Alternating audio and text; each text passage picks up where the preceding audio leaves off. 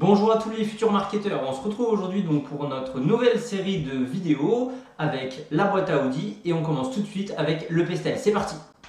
Donc les premières traces du pestel, elles remontent à il y a 50 ans. Au final, l'histoire de l'humanité et du marketing, c'est pas très vieux. Donc l'inventeur de cette technique, le pestel, n'est autre que Francis Aguilar. Francis Aguilar, c'est lui. Et en fait, ce gars-là, il a inventé tout un pestel, c'est-à-dire tout un outil ultra pratique pour étudier l'environnement de notre entreprise. Il était prof à Harvard Business School, la fameuse unité d'Harvard qu'on voit dans tous les films et dans toutes les séries. We should hire you. Jesus, I'd give you the 25 grand as a signing bonus. Et dans un de ses ouvrages assez connus, Scanning the Business Environment, c'est là où on parle dès la première fois du pestel.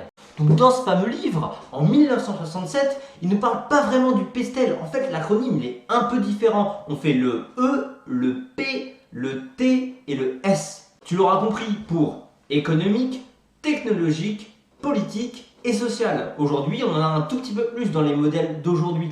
Et donc, avec le temps, ça devient vraiment une référence en termes de diagnostic. Souvenez-vous, le pestel, on est vraiment dans le macro-environnement. Et le macro, c'est où? C'est dans le diag externe. Allez, on a assez parlé de son histoire, on passe au concret, c'est-à-dire à utiliser l'outil. Let's go! Alors, on rappelle, le pestel est un outil de diagnostic externe. Attention, on ne confond pas du tout avec l'interne, c'est vraiment important. Donc pestel, c'est un acronyme, c'est le P, le E, le S, le T et le L. Et donc c'est parti, on commence par le P. Donc en fait, le P, ça représente la politique. Just be you, be proud of you because you can do what we want to do.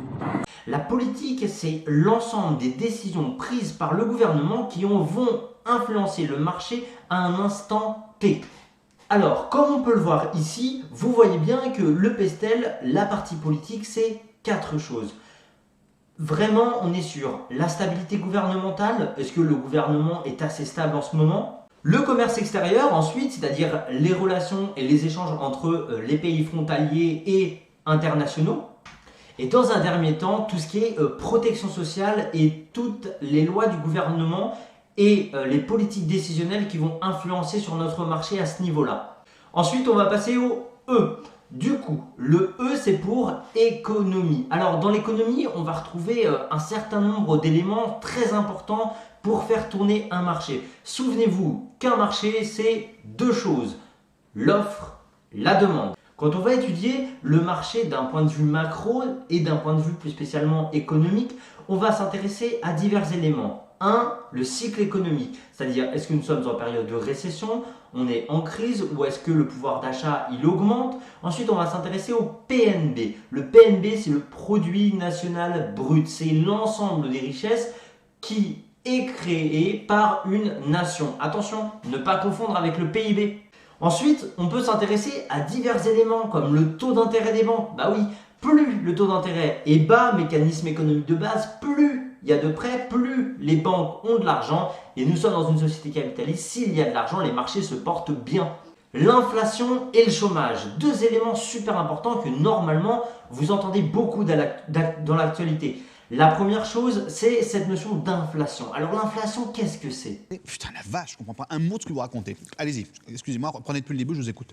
L'inflation, c'est tout simplement quand les prix, ils augmentent d'un coup, alors que la déflation, c'est l'inverse, les prix chutent. Deuxième mécanisme de base, le chômage. En général, plus le chômage est haut, moins les ménages ont d'argent. Et si les ménages n'ont pas d'argent, ils ne vont pas consommer, ils ne vont pas augmenter leur pouvoir d'achat. Et donc, les secteurs tels que le textile, la grande distribution vont être soumis à une crise. Regardez, tout est lié. Les crises font appel au cycle économique qu'on a vu tout à l'heure. Ensuite, le social. Donc, le social, on va s'intéresser aux personnes, aux individus qui composent le marché. Au niveau socio-culturel, ce qui va être très important, c'est la pyramide de la population, analyser les nouvelles tendances de consommation, les nouveaux comportements d'achat, la démographie, la pyramide des âges, bref, voici ici exactement ce qu'on va analyser. Donc la démographie, est-ce que ce territoire est très peuplé? Est-ce qu'il est peu peuplé? Puisqu'un territoire très peuplé va être plus attrayant pour les entreprises. Donc d'un point de vue macro, c'est bien plus intéressant que ce qu'on peut imaginer. Ensuite, on peut voir la distribution des revenus. Qui possède les revenus? Effectivement, sur un territoire donné, si notre cible est une CSP+, c'est intéressant de savoir que la distribution des revenus est largement en faveur sur un territoire donné des CSP+. Vous comprenez un peu ce mécanisme? Le plus important, c'est les changements dans les modes de vie. Sur tous les secteurs, il peut y avoir des changements de mode de vie et des tendances. Par exemple, si on s'intéresse au textile, on peut voir le rétro qui revient. Si on s'intéresse un petit peu au marché des téléphones, on voit que ce sont les smartphones avec des changements de mode de vie, c'est-à-dire que les personnes, en termes de consommation, vont aller vers des marques de niche. Ensuite, le rapport au loisir. Effectivement, plus une population va avoir un rapport au loisir élevé, plus elle va consommer. Mais alors cette liste, elle n'est pas vraiment exhaustive, évidemment. Vous pouvez penser à des choses qui ne sont pas écrites ici ou à des choses qui sont écrites mais pas encore détaillées, comme le consumérisme, c'est-à-dire la protection des consommateurs via des associations de consommation, ou alors s'intéresser au niveau d'éducation d'une population donnée sur un territoire. Vous voyez, tous ces éléments doivent être et doivent devenir des éléments incontournables pour une analyse pestel de qualité. Troisième temps, on va s'intéresser donc à la technologie. Effectivement, la technologie a toujours bousculé tous les marchés que nous connaissons. Quand on étudie le pestel d'un point de vue technologique, il y a plusieurs éléments à prendre en compte. Les dépenses de recherche et développement sont un des éléments très importants pour caractériser un marché. Effectivement, plus les dépenses vont être élevées en recherche et développement, plus l'innovation technologique va se faire sur un marché et plus ce marché est sensiblement soumis à des changements qui vont eux-mêmes impacter les modes de vie dans le pestel social qu'on a vu par la suite. Yeah. Sure? Yeah.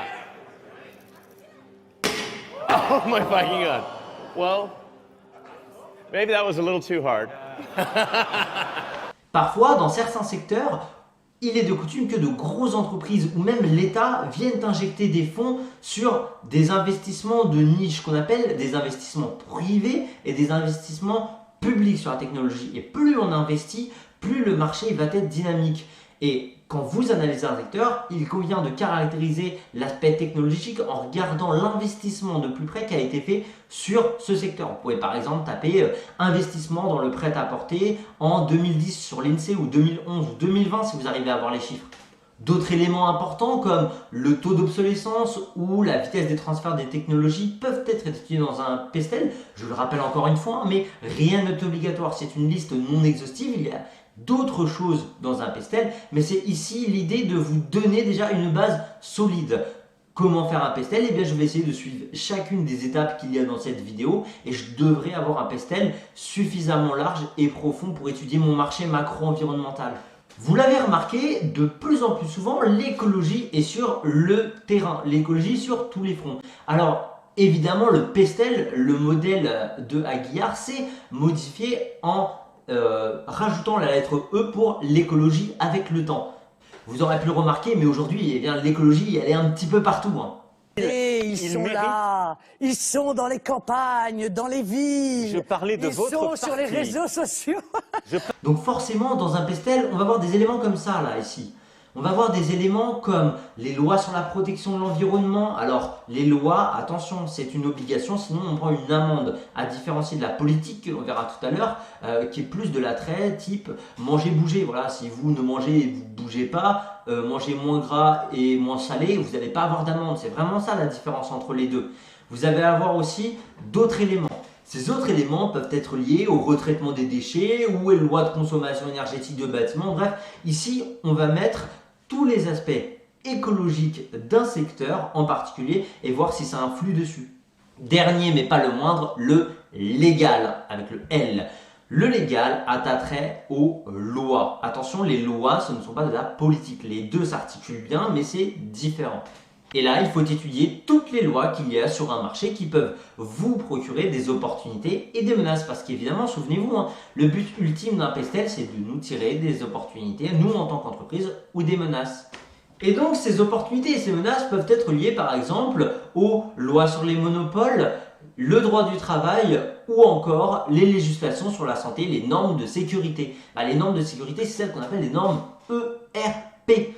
ERP, ça signifie établissement recevant du public.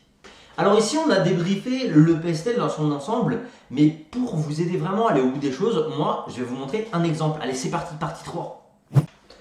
Bienvenue dans cette partie 3, du coup, on va travailler sur le pestel, mais avec un exemple concret que j'ai fait. Il n'est pas parfait, mais au moins, ça vous donnera une base de travail si jamais vous êtes un petit peu en panne d'inspiration. Pour situer un petit peu, on était sur le marché de l'ameublement et je représentais le groupe Ikea. Donc voilà ce que j'ai trouvé. J'ai fait ma petite recherche sur internet en tapant les mots-clés d'habitude, c'est-à-dire marché de l'ameublement, marché du meuble, chiffres, marché du meuble. J'étais sur l'INSEE, j'étais sur tout un tas de sites qui m'ont donné pas mal de renseignements. Allez, on y va.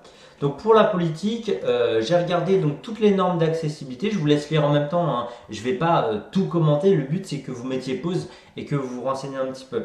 J'ai donc traité tous les registres de sécurité, j'ai traité de l'ensemble de mes ERP, comme j'avais dit, avec toutes les lois sur la sécurité, la solidité, la durabilité. J'ai aussi étudié donc l'article 3 décret 86-583 qui m'intéressait pour le style et pour le marché de l'ameublement. Et pas grand chose à dire au niveau du politique et du légal pour cette partie-là, bien qu'on le reverra par la suite.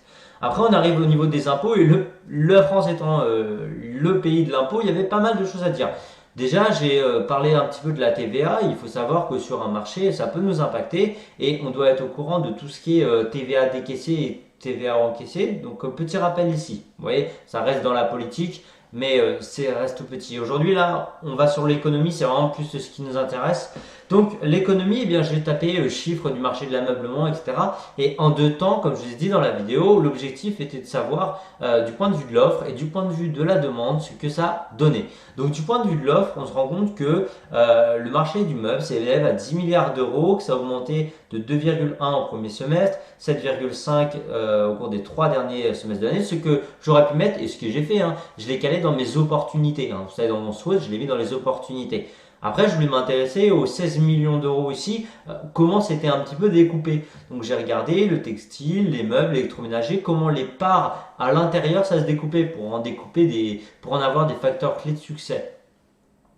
J'ai fait un petit point rapide sur le marché de la décoration parce que c'était un marché de niche qui m'intéressait aussi en voulant savoir voilà, combien les Français avaient de budget pour la décoration en France, si je pouvais éventuellement en dégager un plan d'action commercial par la suite. Donc ça fait attrait à tout le petit bloc qui est donc ici. Voilà pour l'économie, on va passer sur le social. Donc pour le social, c'est tout l'aspect socio-démographique. Donc pour le socio-démographique, c'est tout ce qui est mode, culture, changement, démographie, etc. Socio-démographique, qui achète les meubles, pour quand, pour combien, quelles sont les tendances de consommation qu'on voit. J'ai parlé des périodes des fêtes, des périodes des soldes, de l'aspect un petit peu cocon protecteur que pourrait avoir l'environnement de chez soi, qui pourra donner par la suite un argument de vente pour vos commerciaux. Hein. C'est-à-dire qu'aujourd'hui sur le marché de l'ameublement, beaucoup de personnes aiment rester chez eux, et on est bien placé parce que c'est le confinement, mais ils aiment se créer un aspect de cocon de sécurité. Ça peut être un argument qui peut faire mouche quand on va parler à un acheteur ou à un couple. Ensuite, je me suis intéressé dans les segments, c'est-à-dire seniors, étudiants, etc. et qui achètent pour combien. Donc, vous voyez, c'est le travail que j'ai fait ici. Ici, j'ai parlé des étudiants, qui est quand même le revenu, à 41% représenté dans les ventes d'ameublement. Donc, c'est super intéressant à savoir. Ensuite, les ménages quadragénaires et enfin les seniors, parce que les seniors, il faut savoir que c'est la part qui rapporte le plus en France sur l'ensemble des classes sociales et des âges en fait. C'est pour ça que c'est toujours très intéressant sur un marché comme ça de savoir ce que veulent les seniors. Une fois que j'ai fait le social, je vais faire le technologique comme vous. Hein. On a beaucoup parlé dans le technologique de tout ce qui est ressources et développement. Donc vous voyez, ici j'ai fait mon petit pavé sur le ressources et développement ainsi que toutes les technologies qu'il y a aujourd'hui sur le meuble de l'ameublement, le marché de l'ameublement, pardon, qui peut me donner un avantage concurrentiel certain. Donc j'ai parlé des nouveaux couleurs, des nouveaux textiles, etc., etc. Évidemment, tout ça dans mon saut, je vais le mettre dans les opportunités parce que moi, ça peut m'intéresser. Mais si vous n'êtes pas du tout bon là-dedans pour votre entreprise, mettez-le dans les menaces. Vous voyez, tout est affaire de position en fait. J'ai parlé des innovations techniques, donc tout ce qui était les coûts réduits, etc., etc., augmenter les marges, les styles qui changent, les nouveaux process, innovation de procédés, innovation de produits, innovation de processus. Ça, je rappelle, ça c'est vos cours d'innovation marketing. Ensuite, on va aller sur l'écologie, parce que, comme on se tend à rappeler, l'écologie est partout. Et donc, j'ai parlé de tout ce qui était éco-participation. On peut y voir ici là, que j'ai traité de la transition écologique, de la taxe environnementale, de l'entrée en vigueur de la loi sur les sacs plastiques et tout ce qui est contenant. Ensuite, on a parlé du label France, vous voyez, tout ce qui est intéressant d'un point de vue écologique et à savoir pour une entreprise qui se mettrait aujourd'hui sur le marché de l'ameublement. Et enfin, le légal, on l'a vu que moi je l'ai remis. Alors, c'est ce qu'on fait souvent dans le politique. Ici, on va mettre quelques lois. Vous voyez ici, hein, la loi, parce qu'on va rassembler le politique et le légal. C'est ce que je vous conseille de faire. Faites une seule catégorie qui s'appelle le politico-légal. Voilà, j'espère que ce format vous a plu, c'est nouveau. On essaye de changer de ton et de dynamique. Donc si ça vous a plu, si vous avez des questions, je vous attends dans l'espace commentaire. Et je vous souhaite à tous de très bonnes révisions et à la prochaine.